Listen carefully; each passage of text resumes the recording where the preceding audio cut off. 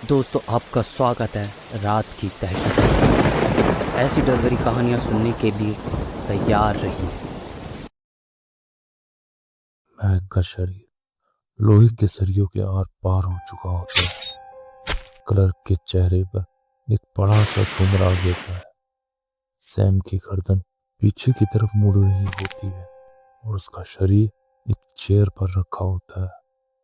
Jack उस लोहे की जमीन पर डायनामाइट लगा ही चुका होता है और उसका रिमोट उसके बैग में रखा होता है, जो कि अब उसके बगल से गायब हो चुका था। 2 दिन पहले। क्या बात है, आज तो बहुत मोटा हाथ मारा है जैक। हाँ, सही कहा मैक, क्लर्क सैम से कहता है। सैम, जल्दी से क्रेन मरियम की तरफ करो। सैम कानों में हेडफोन लगाए बोट के कंट्रोल रूम में बैठे बोट के कंट्रोल से क्रेन को मरियम की तरफ कर देता है। मरियम शिप को अपनी बोट के क्रेन के साथ बांध देती है। ये सारी वारदात समुद्र की सतह पर अंजाम दी जा रही थी।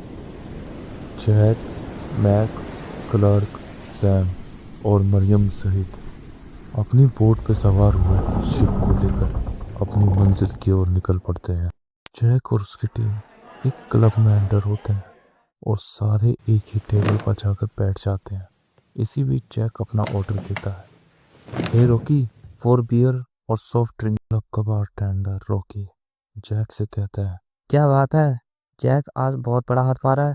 और जैक कहता है, थैंक्स। क्लब में चारों तरफ उसके और उसकी टीम की ही बात चल रही थी। क्लब में काफी चहल पहल हो रखी थी। जैक शांत बैठे बियर के जाम अपने लबों पे एक के बाद एक लगाए जा रहा था कि तभी इन सभी से थोड़ी ही दूर बैठा एक आदमी ये सभी बातें सुन उनकी ओर ही देख रहा था। तभी वो आदमी उन सभी के बीच आ बैठता है। तभी मैक उस आदमी से कहता है, बे हो, कौन है बे तू, और हमारी टेबल पर रखकर कैसे बैठा?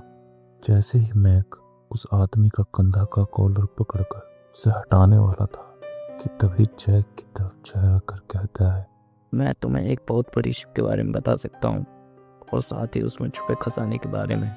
जैक कहता है, मैक, छोड़ दो उसे, आओ बैठो। वो आदमी अपना नाम बताता है।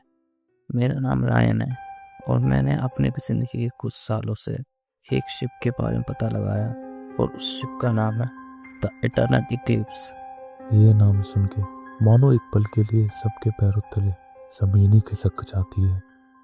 तुम पागल हो चुके हो, जाकर किसी डॉक्टर से अपना इलाज कराओ, क्योंकि वो आज से तकरीबन 20 साल पहले समुद्र की गहराइयों में कहीं गुम हो चुकी है।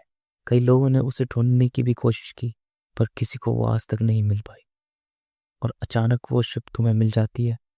जैक कहता है।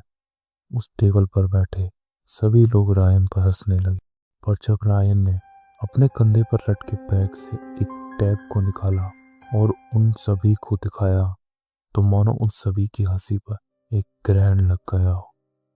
जैक रायन से वो टैब छीनता है और उसे जूम करके देखता है। ये वीडियो कब की है? आज से 2 दिन पहले की। जैक उस वीडियो की डेट चेक करता है। उसमें 2 दिन पहले की ही डेट थी। ये कैसे हो सकता है? ये तो नामुमकिन है। मुझे तो अपनी आंखों पर विश्वास ही नहीं हो रहा। तो अब बताओ, निकलना कब है? जैक कहता है, आज रात को। पर जाना कहाँ है?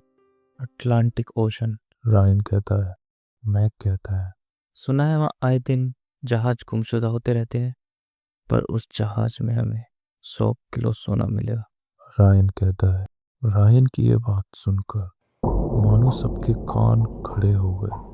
मैक, जो कुछ पल पहले रायन के खिलाफ था, सोने की बात सुन के मानो अपनी ही बात के विरुद्ध खड़ा हो गया।